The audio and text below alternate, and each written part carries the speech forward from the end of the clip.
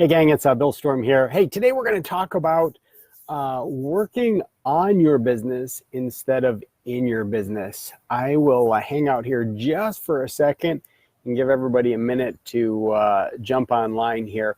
When you do check in, drop me a note, say hello, let me know where you're checking in from, and don't be afraid to ask questions, right? There are no dumb questions, so make sure that you drop me a comment and let me know your thoughts. If you have an aha moment, let me know what that takeaway is. Let me know that it made an impact for you and it's going to be useful to you. Okay, so let's talk a little bit about how most businesses run. Most businesses that I know, or most business owners that I know, spend a lot of time trading time for money, right? Dollars for hours. And it doesn't matter what kind of business is, everybody gets caught in that trap. So you might be an attorney, you might be a doctor, and you're trading for billable hours. Hey Lester, how are you, sir? You may be a plumber, right? You may be a local mom and pop type shop, or you may be an online internet marketer or something. It really doesn't matter what kind of business that you're in. Whenever you start a business online, that's generally what happens. You figure out, okay, well, what's the skill that I have and how am I going to serve the customer that I have? And it usually comes down to trading dollars for hours. That's generally what happens. So the thing is then you become a victim, if you will, of, okay, well, how much am I worth hourly? And you start to focus on, trying to calculate how much you can get done. But in order for you to grow, generally what happens is then you start trying to add more time, right? You start getting up earlier, you start working later. And instead of enjoying your business, all of a sudden, your business becomes a real chore. It becomes a nightmare. It becomes a headache. And all of a sudden, you've created this little prison for yourself, whereas your business was meant to free yourself. All of a sudden, you don't have the freedom to do what you want, when you want, wherever you want, with whomever you want. Now you are subject to the prison or the constraints that you've put yourself in. And it's so easy to do. I mean, it really, really is. And I don't want to say that I've never been there, because I have definitely been there. Done that and got the t-shirt. But what I have been able to figure out is over time that is just not a healthy way to run a business. Generally what happens is if you spend all the time doing the thing, then your business can only run as long as you're running, right? So if you get sick, or you want to take a vacation, or for whatever reason you're just not physically able to perform the duties of running your business, your business completely falls apart, and that's not healthy.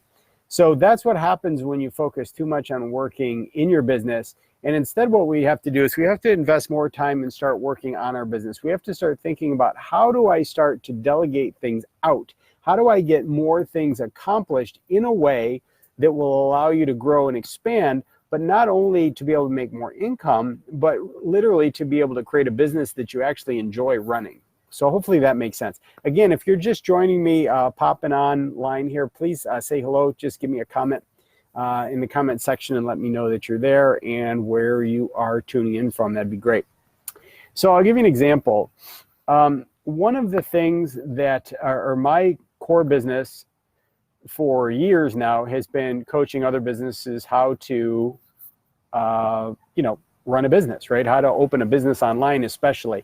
My core group that I work with is the over 40 crowd, right? People in their 40s, 50s, or 60s that are wanting to open a business, do something different. Usually they're sick and tired of the career path that they're in. Maybe they're getting downsized. Maybe they just want to do something different and they're looking to expand and do something online. So that's generally my core market. So when I am trying to teach those people that are looking to start a business, the hardest thing to do is to get them to understand the focus or the importance of not putting yourself in a prison, right? Not just not doing what you were doing before, which was basically trading dollars for hours, working for somebody else. You would go to your job, you would work a certain amount of hours, they would pay you a certain wage, your salary, or whatever it is, that whatever your compensation package was, and you were literally trading that time in order to get paid, right? That's exactly what we were trying to escape. Nobody wants to be in a position where you have to put in for sick days, or you have to put in because you want to take a vacation. I mean, to me, that's like being in hell. That's like the worst death possible.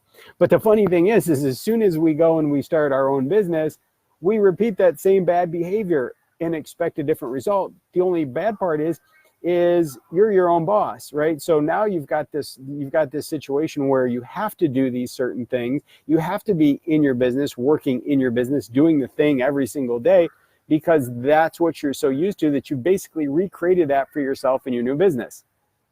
Catch 22, right? Makes it tough.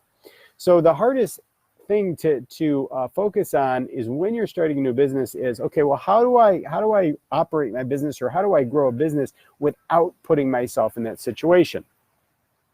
So the first thing that you have to really look at is how to be able to get other people who are really skilled at things that can get those things accomplished for you without you being the one that's actually doing them. And what you'll find is that when you focus on your zone genius, right, the thing that you're really good at, you'll also discover that although you can be really, really good at that particular thing, you probably also really, really stink at the other side of the coin. Example, my daughter works with me in my business, and I say works with me, not for me, because she is absolutely vital to the success of my business. Why? Because she has a skill set that I don't have, right? I am the face of the business. I am the teacher of the business. I'm the one who talks, and I'm the one who coaches, and I'm the one who does all of those things. But one of the things that I do within my business is I help people actually run their ad campaigns, almost like an agency, right? They run their or create ad campaigns, run their ad campaigns, follow up with prospects that they have, and help them create or book appointments, right? So they don't have to focus on those things. That's one of the things that most people that start new businesses have a really terrible time with. They just don't enjoy the process. They don't understand the process. And when it comes to picking up the phone or corresponding with someone, that's just not what they're excited about. So what do? They kind of stick their head in the sand, or they know that it needs to be done, but they just find every excuse not to do it. And that becomes a serious problem. Matter of fact, one of my clients told me, he said, Bill, he says, when somebody reaches out to me, sometimes I don't get back to them, right? Because the phone feels like a concrete block. It's so heavy to me. Even though they reached out to me, I have this fear of rejection, or I'm kind of introverted and I don't really like reaching out to them. So even though they're approaching me, I still feel like I'm not going to get anywhere. They're going to say no. So I just don't do it.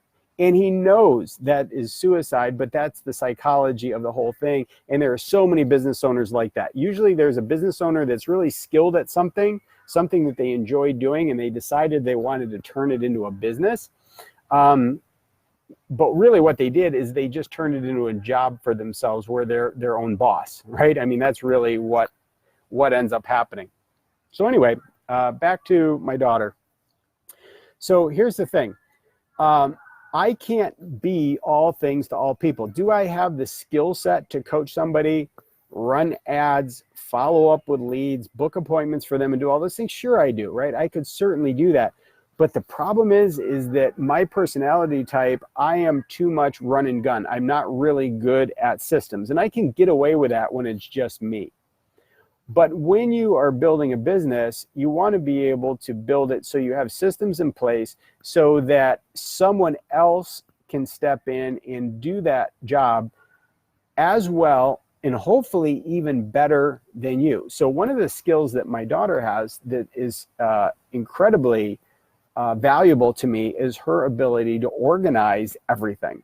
So what she has is literally when I am creating the creative for the ad campaign, right? That comes from my zone genius, my brain. And I'm looking at a client's business and I'm thinking to myself, okay, if I was their customer avatar, right? I'm their dream prospect. What does my ad need to say in order to speak to them? How do I cut through all of the noise on the internet in order to get their attention? And then what do I need to say that is going to speak to one of their fears, frustrations, or desires so they pay attention to the ad? And then how am I going to convert them? All of that, that's in my zone genius. That's the part that I do. But what happens after that is where I'm absolutely horrible and my daughter is fantastic. So what happens from there is when somebody expresses interest, there has to be a procedure. There has to be a system to make sure that nobody falls through the cracks, because literally business owners are throwing thousands of dollars and just wasting leads all of the time by either not following up with them, not knowing what to say when they follow up with them, giving up too soon, and then certainly not tracking the progress to make sure that they put in 100% effort in order to convert. So that's what she's great at. She's built out these Google folders, right, in Google Drive, where literally she has each and every one of our clients in there with all of their specific details and all of their procedures and all of their follow-up, and she's got all the lead sequence that follows through. So I can literally ask her, hey, can you tell me about so-and-so? What activity has gone on? And all of a sudden she can share a document with me, and it's like, and it's all there in plain sight to see. If I had taken on that duty myself, if I was working in my business and I was the one doing that, I would not be able to show you that document, because everything would be chicken scratch on a piece of paper somewhere in a notebook. It would be sort of kind of organized in my mind, but it's certainly not something that I could hand over to somebody else. And if I didn't take the initiative to bring on someone that had that skill set with me, my business would literally be stifled. It would be dead. I would not be able to grow. So how am I supposed to teach you, or how am I supposed to train you to be able to grow your business if I'm not doing it myself? Right? Well, the answer is it's impossible, but that's the thing. There are a lot of people out there that are trying to coach you on how to build a business, and all they're doing is working in their business too, instead of on their business. So you can see now what happens is, because I'm thinking and I'm saying, okay, in order to grow, I have to think like a team of Avengers, right? Spider-Man is great by himself, but he's better if he's got the Hulk next to him, right? I mean, you've got these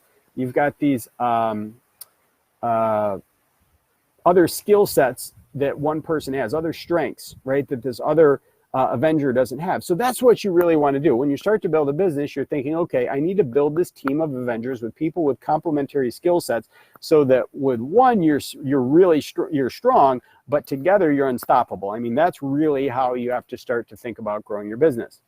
So what does that do for me when I work on my business? Well, number one, it allows me to step away from the task of doing the thing, right? So if I can step away from the task of doing the thing, that then allows me to make a greater impact, and I can grow the business, and I can work with more clients, and I can give them the attention that they need. So if I need to have a discussion with a client, right? If I need to have a talk with them to really understand them and what their needs are, how could I possibly do that if I was so busy doing the thing in my business, right?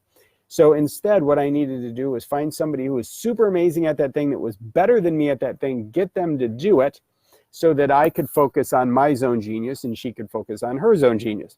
And vice versa, it works both ways. She is not the person that is going to get online like this and have a chat, have a conversation like this. It's not going to happen. That is not in her skill set. She doesn't want to do it. There's nothing attractive about that to her. My son, however, does have that skill set. My son is very much like me in that way.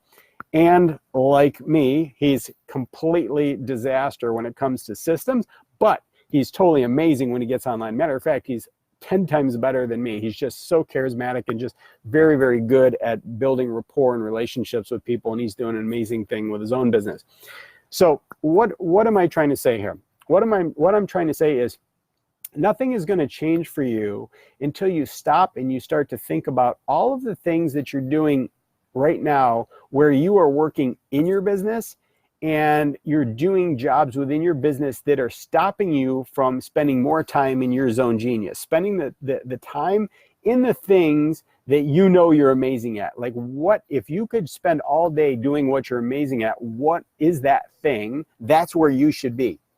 And if you're finding yourself being anxious or frustrated or whatever, and you're spending you're finding that you're spending time doing the parts of the business that you don't enjoy doing, that's your wake-up call in 2020 that says, hey, you shouldn't be doing these things. You need to go find somebody else to do it. Now, what is the big problem with all of this? Well, the big problem obviously is in compensating someone, and this is going to be a hard pill to swallow. But literally what happens, or I don't want to say a hard pill to swallow, but it's going to be a hard thing. You literally have to talk to yourself every day and convince yourself that you need to spend your time on revenue generating activities, not on task related activities. Because every time you're over here doing the task, you are losing money, by the pocket full. Because while somebody else is doing this, you could be focused on the things that actually bring revenue in the door. That's really what I'm trying to say. So how do you figure out what to do? Well, the thing that you have to do first is you have to figure out what you're worth or what your value is, okay? And where you want your time spent. So for example, let's say, and let's just do some math here. Let's say that you want to make $20,000 a month with your new business online. Okay, so let's say $20,000 a month. If we divide that by 4 weeks, that's $5,000 a week. Okay, now what we're going to do is we're going to divide that by 40 hours in the week. Now, I don't suggest that you spend 40 hours a week working in your business because it's unnecessary. You're going to feel like you do because, again, you're conditioned to do that, but I don't think that it's necessary. But let's just say we do 40 hours and we divide that. That means you're worth $125 an hour. So let's go backwards. $125 an hour times 40 hours a week is $5,000 times 4 weeks in a month is 20 grand. Okay, so $125 an hour. That means that you need to spend your time doing activities that are worth $125 an hour. You should not be doing activities that you can source out that you can pay $10 an hour for. But that's exactly what happens. So often we find ourselves doing the $10 an hour job instead of focusing on the $125 an hour job. Okay. So for example, if one of my good friends is an attorney, if he bills out at $125 an hour and he catches himself going in and filing away documents from clients that he's worked with, that's a $10 an hour job, right? And he needs to be slapped on the wrist for doing that because that's not where he makes his money. Even attorneys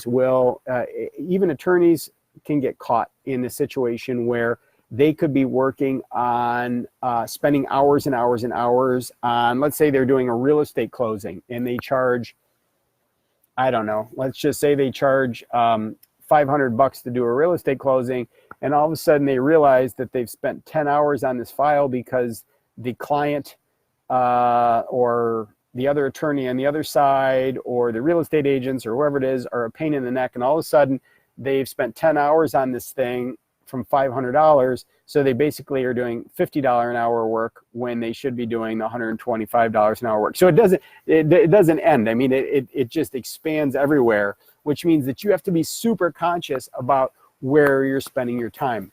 In fact, I was just talking to a friend of mine, an associate of mine, and I gave him a quote this morning from Warren Buffett. And Warren Buffett said that people that are millionaires are just really good at saying no to most things most of the time. There's a lot more no's than there are yeses, because that millionaire or billionaire knows that where their time needs to be spent, and that's on the activities that are where their value is. So now this gets more and more important, right? So let's say you want to make $40,000 a month. All of a sudden, that means you're worth $250 an hour. So anything that is a task that you can hire out for less than $250 an hour is a must, right? So let's just take some examples. Mowing the lawn, depending on where you live. I know if you live up north, down here in South Florida, most of the places they've got people that do that for you, which is a huge time saver. But up north, a lot of people have to mow their lawn. Well, if you have to mow their lawn, what is that worth? Is that $125 an hour job? If it's not, which it's probably not, right? Is that something that you should be doing? Well, the answer is no, unless you actually enjoy mowing the lawn. There are people that really enjoy mowing the lawn. It's relaxing to them. They like the smell of the grass and all of that. So I don't want to tell you don't do that if it's something you enjoy. I definitely think you should if you enjoy it, because that's your downtime and relax time. But if you're doing it because you just are being cheap and you think you're going to save some money on that, instead what I'm going to tell you is that you're being extremely wasteful, because during that amount of time that it takes you to mow the lawn, get cleaned up, and all of that stuff, you're at least a couple of hours in. If you're worth $125 an hour, you basically just threw away $250, right? In exchange for something that you could have paid somebody else $20 for, okay? So as you go through this, you're gonna have to start figuring out what that is. And even more so, this also becomes super important if you're self-employed and you work at home. Because if you are running your business at home, I will tell you right now, everybody thinks you're not doing anything, right? Everybody thinks you've got time where they can just interrupt you and go, hey, when you got a minute, can you do this for me real quick? Or, hey, what time are you done? Because we need to do X, Y, Z, right? So in those situations, right, it's really difficult, especially if it's your spouse, to say, no, I'm not doing that thing because it's not worth my time. I'm not going to go over there and do that. I can call and hire somebody to do those things. So let's go back to this for a second. If you are going to run a successful business, I will tell you that the more successful you get, or the more skilled you get, the less time that you need to spend actually working in your business. And there are going to be times when you're going to feel a little bit weird. You're going to actually feel a little bit guilty, because you're so used to being conditioned where you feel like you should be working, you should be at your job between 9 to 5, that you're going to feel really weird if it's 2 o'clock in the afternoon and you've got nothing to do. But what I will tell you this is, if you get to that point where you're at 2 o'clock and you feel like you've got nothing to do, you should actually celebrate that, because that means you have learned how to work on your business, and you've set things up to where other people are helping you using their skill sets and working in your business, or working on your business, and they're the ones working in your business. Over time, those people will also start to see what you're doing and how you've done it. And if they're the kind of person that is like you, right, a mini me that's eventually going to grow up and be you, now you're establishing good habits for those people. Again, my kids are a perfect example. My daughter's 21, my son is 18 years old. They watch and they see what I do. They have already understood this and understand with exceptional clarity on what their skill sets are and what they're not. My son, for example, he is developing a hell of a business online. He goes live every single night for a few hours, and he's got a huge following. He's got like over 600,000 people. But what he knows is he is absolutely horrible at organization. So guess who manages his business and keeps him on track? His sister, right? My daughter, who also does that for me. She, on the other hand, knows that she is absolutely it's not in her wheelhouse, or not something that she enjoys, to get online and do what we do. So she knows that her job is to do this. And what she does is she just encourages us and keeps us on track to make sure that we're staying focused on our activities. Hence, she ends up being successful also, because the better we do, the better she also does. So this is habits that you start to not only train yourself in, but you're also training your other people underneath you how to run a successful company. Whether they choose to continue working for you forever or not, you are passing along really, really good habits. If they do stay with you for a long time, then that means they're going to be invaluable to you because they understand the process and they understand everybody's position and how it works and how they can help the team grow. But at some point, if they are like you and they decide that they want to go off and do their own thing, you've conditioned them in the right way. So you've really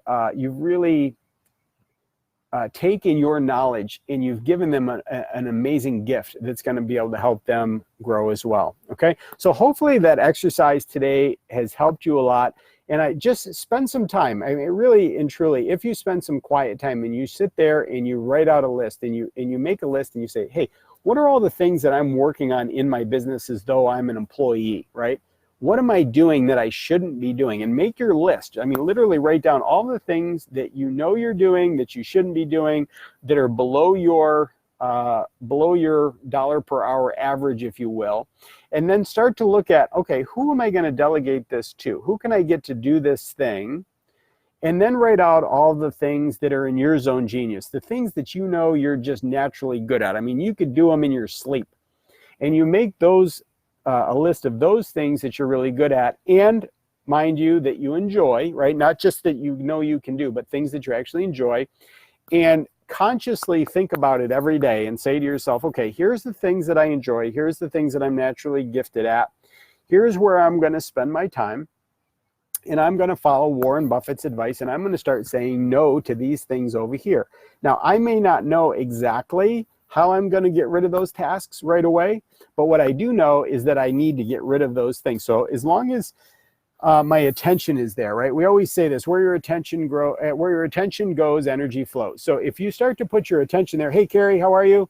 If you start to put your attention there, and you keep thinking about those things, eventually you'll figure out who is the right who to start to delegate those things to. And remember, you're not looking to just get them off of your plate because you don't want to do them. You're getting rid of them and getting them off your plate because there's somebody better at it than you are to actually get that thing done. So you're building an organization of people that have complementary strengths that'll help you be able to grow. And then you come over here in your space, in your zone genius, and that's where you work. Now, what you'll find is magically your energy level is going to go up because now you're spending time in a zone where you feel good, right? And when you feel good, you have a little bit more pep in your step. You've got a little bit more energy, and your prospects and your clients and your customers and your members, they're all going to start to feel this energy that's coming from you. And they're going to be like, hey, I want some of that Kool-Aid that he's drinking. I mean, what are you doing? And how are you able to enjoy this lifestyle that you're living right now? I want to learn that. So once you start to exude that, give off that kind of energy, now everything is going to start working better for you. And if you do have a staff, they're going to notice a difference in your energy too, right? You're going to be a lot more of a joy to be around and to learn from and to work with on a weekly basis, because you know where you are, you know where you belong, and everybody's got their place and they've got their responsibility and they like where they are. And I think that's the big thing. You have to like the space that you're in, knowing that you're making a contribution and you're invaluable in that space that you're in. Okay, I rambled on for about 30 minutes. If anybody has a question, please feel free to message me, right? Or email me if you like. My email address is super easy to remember. It's billstorm@billstorm.com. Or you can message me on Facebook. That would be okay too. So what would you message me about, or what would you email me about?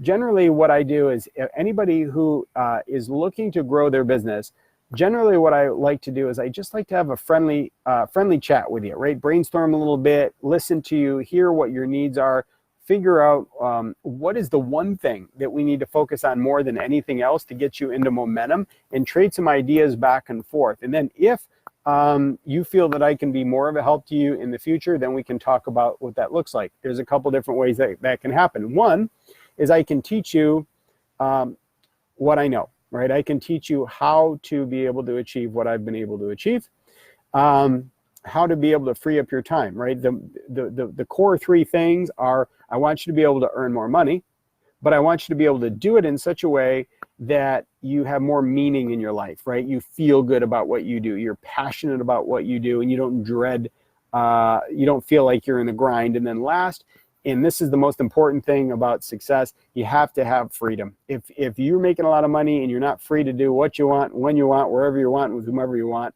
you don't really have success, at least as far as the definition in my book goes, okay? So that's one way that I can help. The second way that I can help is if you're in a business where, you know, marketing and running ads and following up with leads and prospects and that kind of thing is not your thing. That is the other thing that I can help you do, because that's the, you know, that's one of the gifts I think that I was given, that I was blessed with, and that is in my wheelhouse. So if you're looking to delegate some things or build a team, and you want someone that can actually help you accomplish that and get that thing done, so you don't have to worry about it and you can stay and focus on the thing that you love to do, whatever your zone genius is, that's something that I might be able to help you with. But ball's in your court. First step is for you just to simply reach out, say, hey, Bill, I'd love to have a friendly chat. And I'll say, great, send you my link to my calendar, and we would set that up and book a time to do that. And then if, you know, if I feel that I can help you, I will let you know that I think I can, and I'll kind of give you a few options. And if I feel that I can't, I'll just say, hey, that's not really me. I'm not really quite sure I'm the right person for that. Let me redirect you to somebody who I feel might be able to help you a little bit better. Okay, so thanks for tuning in live today, everybody, and I'll talk to you all real soon.